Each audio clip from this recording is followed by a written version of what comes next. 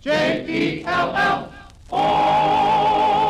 The Jell-O program starring Jack Benny with Mary Livingston, Phil Harris, Kenny Baker, and yours truly, Don Wilson. The orchestra opens the program with San Francisco.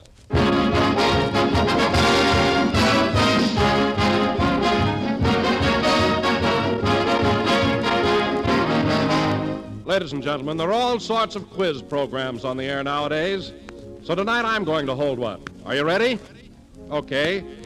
There is one word in the English language which stands for the following: amazingly quick and easy to prepare, delightfully inexpensive, lovely to look at with 6 glowing colors, filled with delicious extra-rich fruit flavor, swell eating.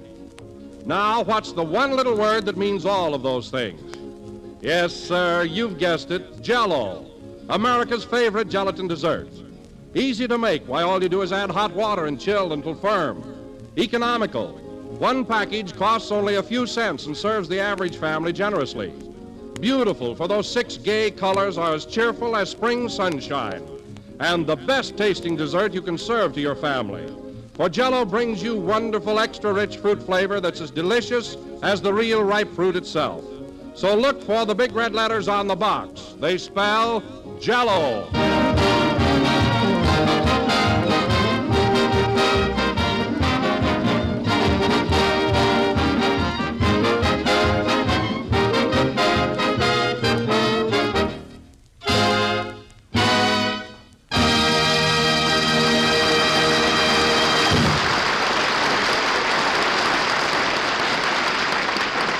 That was San Francisco, played by the orchestra. And now, ladies and gentlemen, last Sunday night we brought you a man who thought he was going to win the Motion Picture Academy Award this year, and he didn't. I was robbed. So tonight we bring you the same man who thinks he's going to win it next year, Jack Benny.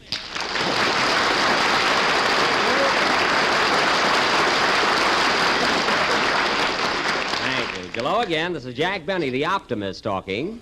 And, Don, weren't you surprised when you picked up the papers Friday morning and found out I wasn't on that list of winners? Well, frankly, Jack, I wasn't. Oh, well, I was just checking. Phil, weren't you surprised that I wasn't on that list? Yes and no. What do you mean, yes or no? Yes, we have no bananas, and no, I wasn't surprised.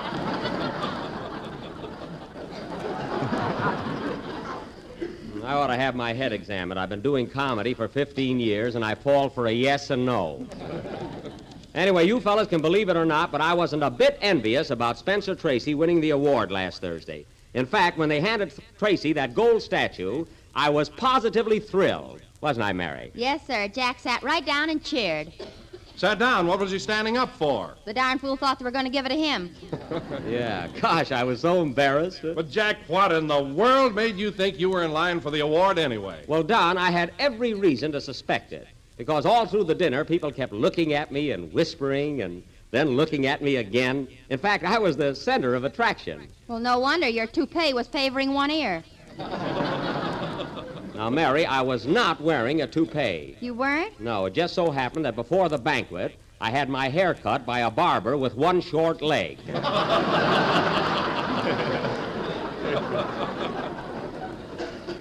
So don't make up lies. Well, let me tell you something, Jack. You should be tickled to death that you didn't win the Academy Award. Oh, I should. Yes, your head's big enough now. Oh, so besides all my other faults, I've got a big head, too. Well, just to show you how wrong you are, Mr. Harris, I only wear a 6 7/8 hat. Don't I, Mary? Yeah, way up on top. Well, let's not dwell on that subject any longer. The Academy Award is over, and to tell you the truth, I was only kidding. I never expected to win it anyway. Not much. That's all you were thinking of. Who, me? Yes, when the fellow next to you passed you the salt, you said, "I accept this on behalf of Paramount." All right, you little snoop. Now, let's forget it. Say, Don, we've got quite a long play to do tonight. Is everybody here? I think so. Oh, by the way, where's Kenny? I'll go out and look for him. Wait a minute, I'll go along with you. Why, Kenny, I didn't see you. Why didn't you join the conversation? Oh, I don't know, Jack. I just felt kind of blue about you not winning the Academy Award last Thursday. Oh, don't let it bother you, Kenny. It's not that serious. I didn't win it this year, so what? So hurry up, you're not a kid anymore.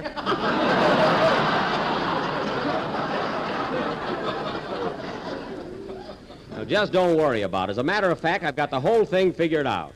The reason I didn't get the award is because I don't make enough pictures. You make enough for me.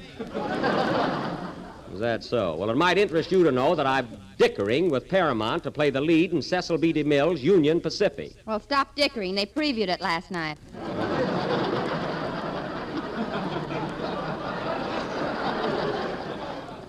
Well, it was some railroad story anyway. Now, look, fellas, we've got more important things to take care of tonight. And now that we're all here, I guess we can get started.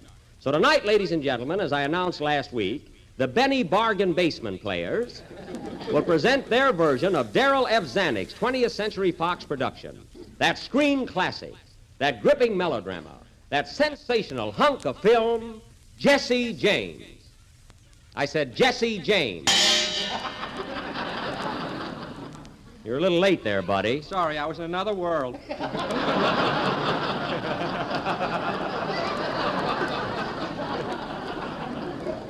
Well, stay in this one, please. Now, in this epic, I will play the part of Jesse, that fearless, daring, courageous desperado, as portrayed on the screen by Tyrone Power. And Phil, you're going to play the part of Barshee, the villain. Why can't I be the hero? I'm prettier than you are. No, Phil, it's already decided. Gee, I got wavy hair and pearly teeth and the biggest brown eyes. Quiet, this isn't a beauty contest, Miss Encino. Now, I'm going to be Jesse James, and Mary, you're going to be my sweetheart, Zerelda. Your sweetheart? Yes, we fall in love, get married, live together 20 years, and then I get shot. Why does she wait so long? Oh, go press your hair.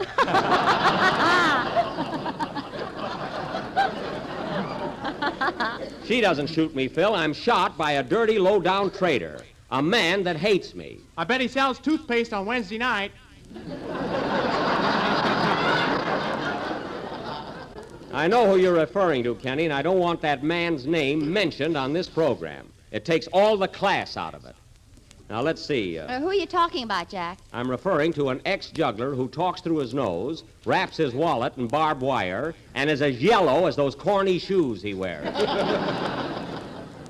That's the gentleman I'm discussing. Incidentally, Don, did you ever notice that pained expression on his face? Yes, Jack, he always seems to be in agony. Why is that? Well, he's worn those same shoes since he was 12 years old, and in the meantime, his feet have grown.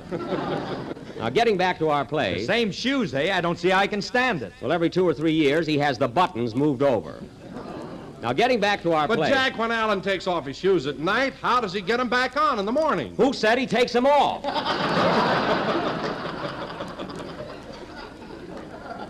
His toes haven't wiggled since the Chicago fire.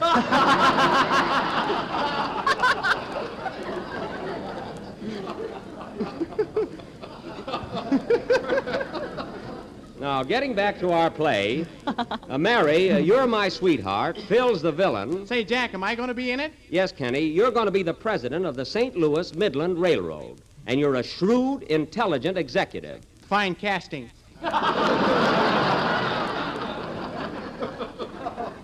Well, that's your part, Kenny, and you're going to build a railroad all the way from St. Louis to California. He couldn't build one around a Christmas tree. Quiet. And, Don, you have a very important part in this play, too. Really? Yes, you're going to be a crowd of people that I hold up on the train. You've got to be a Scotchman, a Southerner, an Irishman, a Greek, and a Swede. Do you think you can do it? Oh, sure, I'm quite versatile. Okay, let's hear you try it. Now, remember, Don, a Scotchman, a Southerner, an Irishman, a Greek, and a Swede. Now, go ahead. Ladies and gentlemen, as long as it's a brow-bricked, moonlit nick-to-nick, why don't you all go down to your little old neighborhood grocery store and say, sure and begorra, it's a package of Jell-O I'm a-wantin'. Very good. Push 'em off 6 flavors, strawberry, raspberry, cherry, orange, lemon, and lime, by yumpin' Yemeni. Say, that was all right, Don. Yes, sir. You like it very much? All right, Don, don't overdo it. Now, let's see. Oh, yes, my mother, Mrs. James, will be played by, where is that lady I hired for the part? Here I am, Mr. Benny. Now, Mrs. Felton, do you think you can handle the part of my mother? I think so. I have 3 lovely Airedales. Oh, You'll do. yes. Well, I think we're all set now, so our play folks will go on immediately after Kenny's song. Take it, Kenny. Hey, Buck, ain't I going to be in this? Oh, yes, Andy, of course. I forgot all about you. I was sleeping over in the corner. Well, I'm glad you woke up. You're going to play my brother, one of the James boys. Okay, Buck. Well, what are you laughing at? I was just thinking of you at the Academy banquet last Thursday night. Well, what about it? I thought I'd die when you stuck your tongue out at Spencer Tracy. I didn't stick my tongue out at Tracy. My doctor was sitting across the room, and he wanted to know how I was feeling. Buck, you're a liar, but I love you. Andy, go over in the corner and get dressed for our play. Sing, Kenny. Mary, put on your hoop skirt and sunbonnet, will you?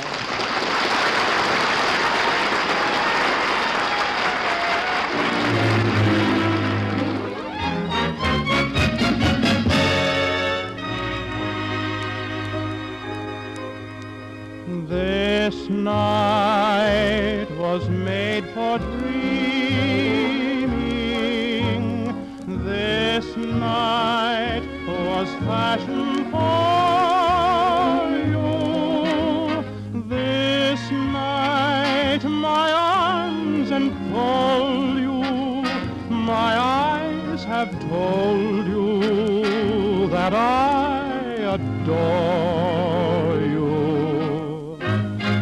This night is filled with music. My heart will always hear something for sweet remembrance. This night will be my souvenir.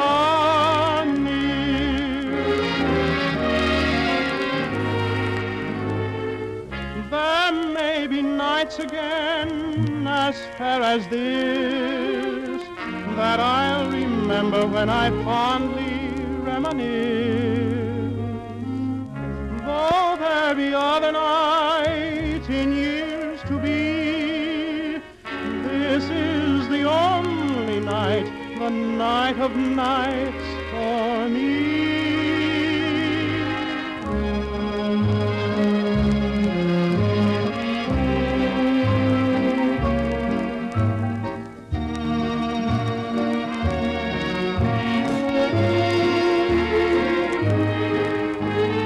This night my arms enfold you. My eyes have told you that I adore you.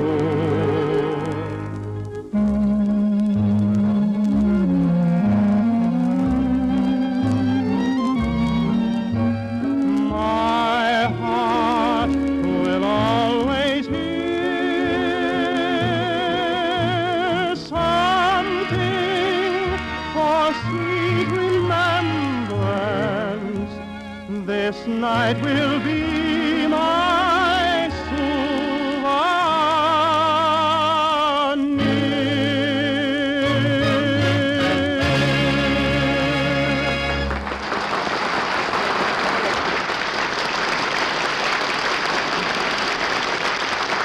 souvenir.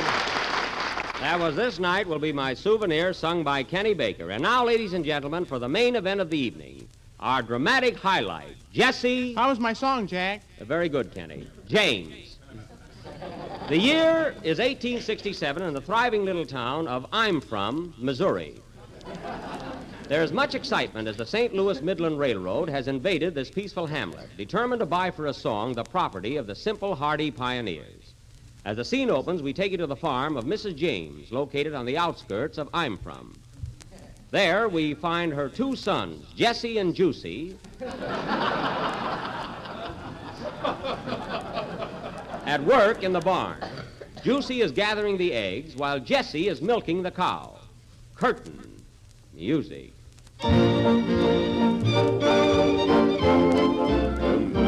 Boom, boom, boom, boom, boom, boom, boom, boom, boom, boom, bee.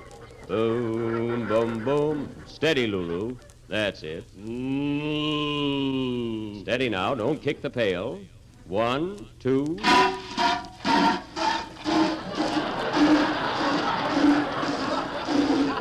Atta girl, nice going. Well, I guess that's about all. Oh, sorry, old girl.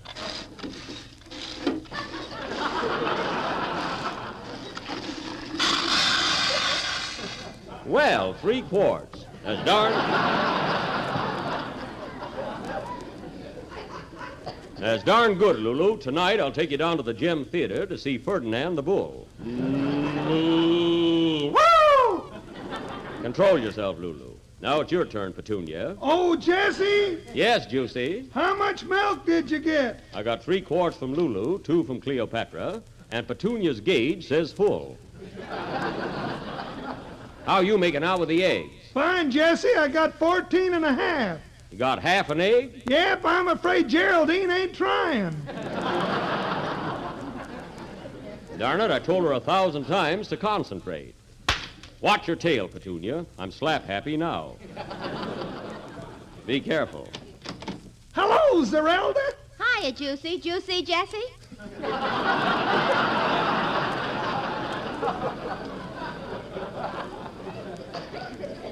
Here I am, gal, behind the cow. Oh, hello, Jessie. Say, when did you grow the mustache? Mustache nothing. Petunia, pull in your tail.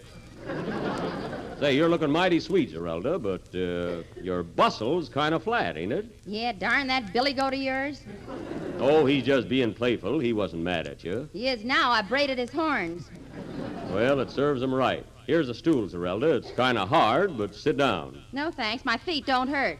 Well, you know best. Hey, Jesse, you ought to do something about that darn goat. He's getting too familiar. He is, eh? Yep, I bent over to tie my shoelace yesterday, and the next thing I knew, I was trucking. Kind of straighten you out, eh? Say, Jessie, I came down here to tell you that those railroad men are up at the house talking to your ma again. They are, eh? Well, they're a wasting time. We ain't going to sell our farm. Not for any 7 cents an acre. How much would that amount to? Well, 35 acres at 7 cents. Let's see, 7 times 5 is, 7 times 5, that's, how much is that, Juicy? Don't ask me. You went nearer to school than I did. Zerelda, how much is 35 acres at 7 cents an acre? Well, let's see. 7 times 5. I tried that. That ain't no good.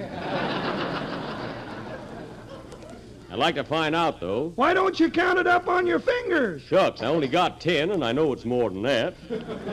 Well, anyway, their offer ain't enough. I'm going up the house right now and throw them off our land. Come on, Zerelda. Better be careful, Jessie. They mean business, and they're armed to the teeth. Well, I'm armed, too. How you fix for teeth? I eat corn on the cob, if that means anything. Come on, gal, let's go. Will you need me, Jesse? No, Juicy. I can handle those varmints myself. Let's go, Zerelda. I'll take care of them highbinders, or my name ain't Jesse James.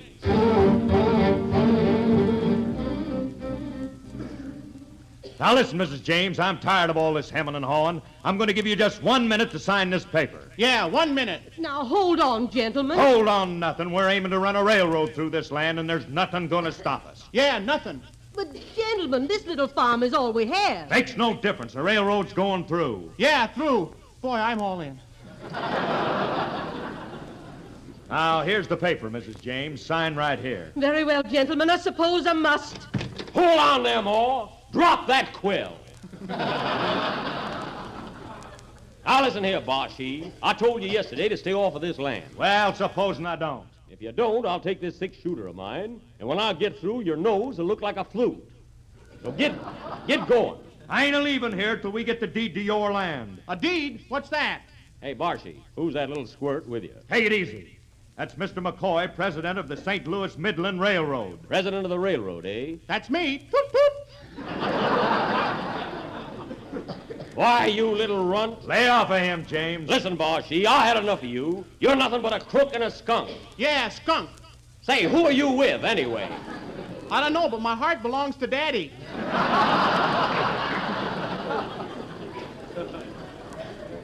Fine president. Now get out of here, Barshee, before I lose my temper, which is easily Be misplaced. careful, son. Be careful. Stay out of this, Ma. Oh, Jesse, you and I are going to get married in 2 weeks, so please don't fight with him. I must, gal. You don't want to marry a weak, spineless coward, do you? That's right. Let's call the whole thing off. But Zerelda! Come on, quit your stalling. Are you going to sign this paper or not? No, I'm not. And reach for your shooting irons, Barshee. Who, me? Yes, you. Not me. Come on, Barshee. I'll give you one more chance. Are you getting out of here or not? I'm not a budgeon. What are you going to do about it? Listen to what I'm going to do. Take that. Oh, yeah? Take that. All right, now you take that. Gee, you guys sure can take it. Well, Barshee, have you had enough? You keep out of this, Ma. Well, how about it, Barshee? Are you willing to call it quits? Yeah, I'll call it quits. But you ain't heard the last of me, Jesse James. We're going to build a railroad through this farm, and we're starting tomorrow. A pretty speech, Mr. Barshee. But it ain't going to happen here. You'll find out. Goodbye. So long. Lift me up, Ma. I'm full of lead. End of Act One. Act Two will follow immediately after a short rendition by Professor Harris and his Silver Cornet Band. Play, Barshee.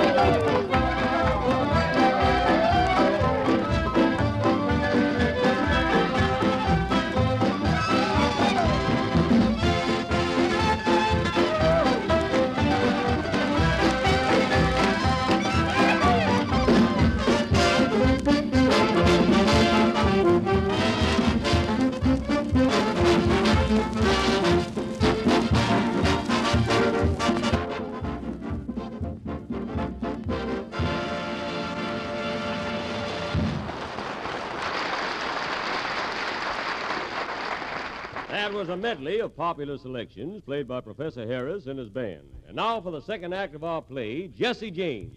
Take it, Mr. Wilson. 2 years later, the James family has stubbornly refused to give up their land, and we find that the railroad company has built its tracks not only on the farm, but right through the middle of the James house. So let us tune in on this happy little group. Oh, Jesse! Juicy! Yes, Ma. Breakfast is ready. I'm a-comin'. Me too. What are we having, Ma? Orange juice, ham and eggs, wheat cakes, apple pie, and cinders. Cinders, we've been getting a lot of them ever since those darn trains have been running through the house. Last night when I was sound asleep, a cattle train came through and woke me up. Woke you up? Yeah, I was wearing a wool nightgown and the sheep all yelled, "Hiya, Mom!" Well, don't complain. On Mother's Day, they may throw candy at you. Doggone that railroad. I was eating a piece of toast the other morning, and the conductor reached out and punched me and it. It sure is a nuisance. Now sit down, boys, and eat your breakfast. Just a minute more. I'm going in the bathroom and wash my hands. All right, son. Be careful crossing the track. Ah, well, doggone, I was marooned in there 3 hours yesterday on account of a slow freight.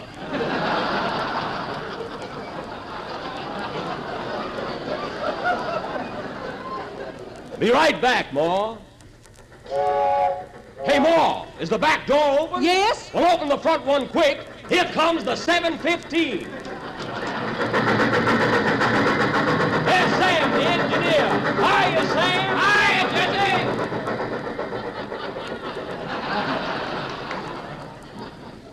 Say, that train was really flying this morning. Yeah, it must have been doing at least 60 through the living room. Yes, sirree. Now sit down and eat, boys, before your breakfast gets cold. Here's your orange juice, Jesse. I don't want any more. Give 'em a juice to Juicy. I'm going to dig into these ham and eggs.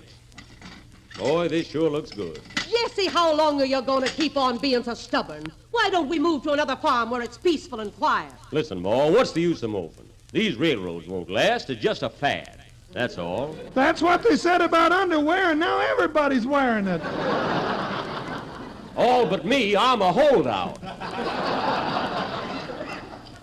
Say, Ma, these wheat cakes are sure humdingers. How do you make 'em? I take 2 hums and 3 dingers and stir 'em up. Well, they're mighty good. You just wait till tonight, son. I got a treat in store for you. We're going to have some Jell-O. Jell-O, what's that? Well, it's a newfangled dessert. Something new, eh? Yes, and I think you'll be crazy about it. No kidding. It's economical, easy to make, and comes in 6 delicious flavors. Well. Strawberry, raspberry, cherry, orange, lemon, and lime. No kidding. But you gotta insist on the genuine Jell-O and look for the big red letters on the box. Well, I'm sure looking forward to it. Say, Jesse, look who's coming down the track. Oh, yes. Hello, Zerelda. Hiya, boys. Hello, Mrs. James. Hello, Zarelda. Sit down on that switch and have some breakfast. Oh, no, the last time I sat down there, it threw me. Well, Zerelda, it's been 2 years now that you promised to marry me, and we still ain't hitched. Jesse James, I told you 1,000 times I ain't going to marry you till you move out of this house. I can't stand all these trains going through. Why not, gal? Well, ain't no privacy. Them traveling salesmen keep winking back at me. Well, I can't help it, Zerelda. I love you, but my mind's made up, and I ain't a-moving. All right, then, Jesse, you win. I'll marry you. Now you're talking, Zerelda, and we'll be very happy here. Zerelda, get off the track. Here comes the 8:10 right on schedule. Good heavens, what's that? Another train, and it's coming the other way. Oh, my goodness, there's only one track. There'll be a wreck. Yeah, here they come. Duck, Jesse! Jump, Juicy. Look out, Moore. Look out, Zerelda. Here it comes.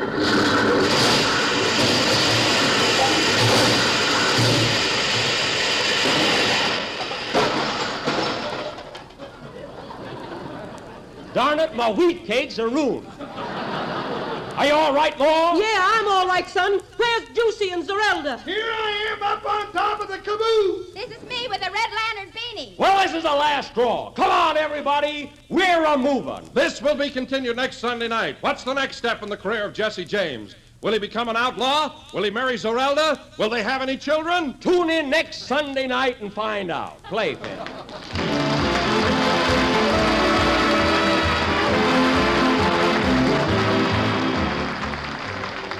You know, I think that a plain meal really demands an extra delicious dessert, and a fancy meal deserves one.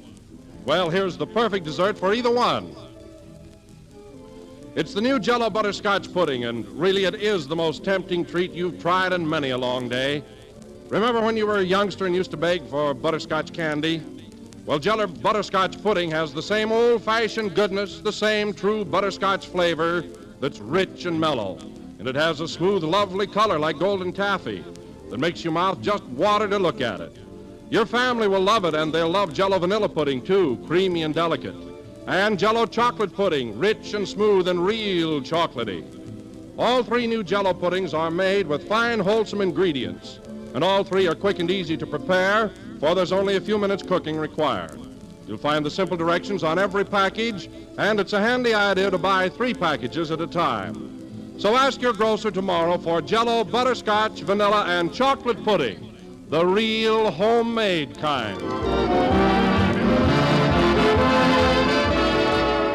This is the last number of the 22nd program in the new Jell-O series, and we will be with you again next Sunday night at the same time when we will continue with the adventures of Jesse James. Well, Mary, I got to run along now. Carmichael, my polar bear, has a bad cold. He has. Yes, he's acting so ornery, I think I'll give him a hot lemonade. You better give it to him through a long straw. That's an idea. Good night, folks.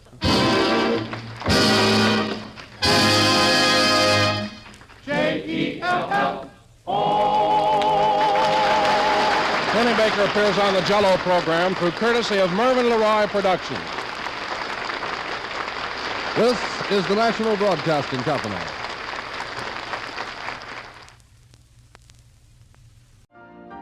You've been listening to the OTR Gold Network. Find more classic radio at otrgold.com.